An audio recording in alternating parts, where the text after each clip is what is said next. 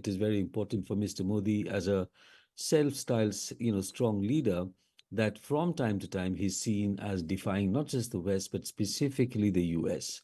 That has been a hallmark of strong leadership in Indian politics. The Indian Prime Minister Narendra Modi has been there this week. It's his first foreign trip since being elected for a third time last month. He's been meeting Vladimir Putin, the president of Russia. And Mr. Modi says that the visit was to cement bonds of friendship between Russia and India, but it's one that comes at this diplomatically challenging time. Well, I've been speaking to Dr. Subir Sinha, director of the SOAS South Asia Institute, about the complexities of the visit, and began by asking him just how deep the connection between India and Russia go.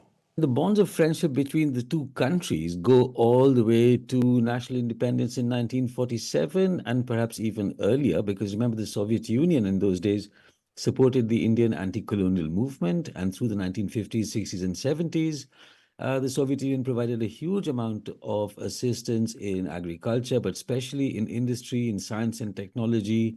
They set up, some of our famous IITs, the Indian Institutes for Technology, and there were close relations between Indian heads of state and Soviet and then Russian heads of state.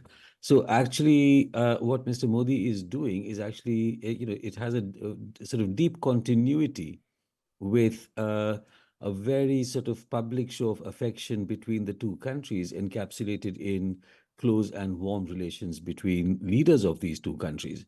Now, as for the embrace side of things, I think that has been a new element of Mr. Modi's foreign policy. And in fact, going all the way back to 2014, you can find a slew of photographs of him embracing, from Obama to Johnson to Cameron to Macron. So the embrace itself is should not surprise. I mean, that is very much a modus operandi of the man, because for his base, it appears as if he's very close friends with international leaders. And part of his appeal to his hardcore supporters is precisely that. He appears to be on intimate terms with leaders of important countries, including Russia. Yeah, you can see why the Russians are very happy. I can see the Kremlin Exactly. spokesman, So, I mean, you've got Peskov. Mr. Modi, just recently rebuffed by voters to the extent that he lost 20% of seats in parliament. And this is the first international trip that he has made since the declaration of results on the 4th of June. So again, for his supporters, it's great for them to see that he's on the world stage. And of course, for Putin, this makes a lot of sense as well, because as his reputation increasingly as an international pariah is becoming cemented, here we have the Prime Minister of the world's largest democracy, who is so eager to make such a show of friendship and intimacy, like a personal friendship. And Putin has made many statements in favor of Mr. Modi in the past. We know that in the recent past, of course, the Indian government has defied, especially Western opinion, on the question of importing raw petroleum from Russia. And Russia has catapulted to becoming the top supplier of petroleum products to India. There's a massive trade imbalance between Russia and India, with Russia exporting far more to India than the other way around. And I believe that's on the agenda.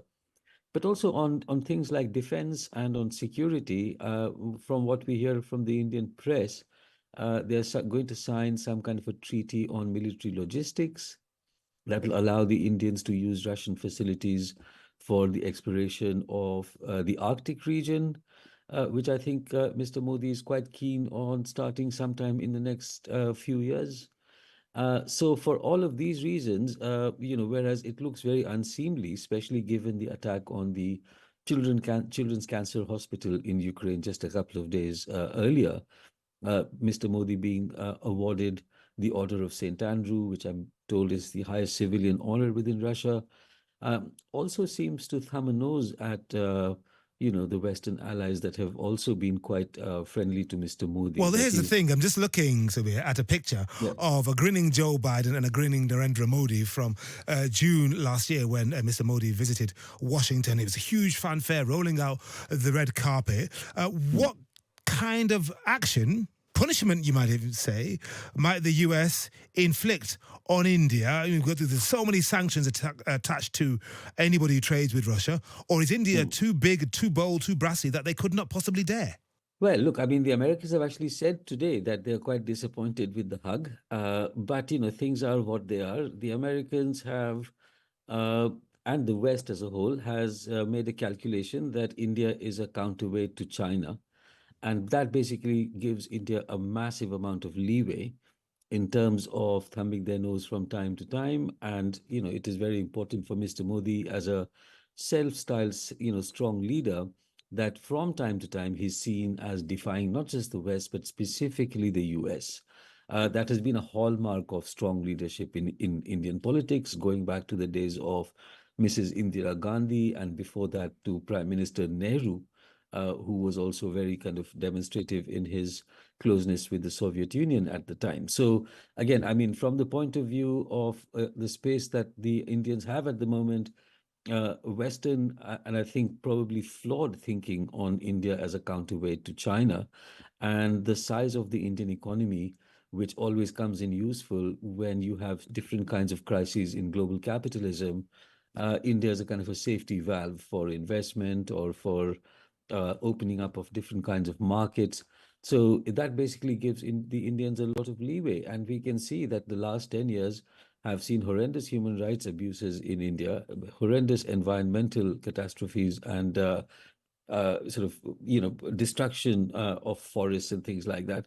And countries like the US, and for that matter, the UK or France and things like that, have been very polite in their response. And they've actually allowed for all of this to happen with these sort of occasional harumphing and, kind of grants of disapproval. But remember, all of these leaders refer to Mr. Modi as close personal friend, Yes. whether that is Boris Johnson, whether that was Rishi Sunak, whether that was Biden, whether that was Obama, or the Australian prime ministers of the last 2 or 3 tenures of the Australian parliament. So, they have signaled to him that they are happy to make some kinds of, shows of discomfort, but they've also done nothing at all to curb his space of action. And that was Dr. Subir Sinha, director of the SOAS South Asia Institute, about Prime Minister Narendra Modi's visit this week to Moscow.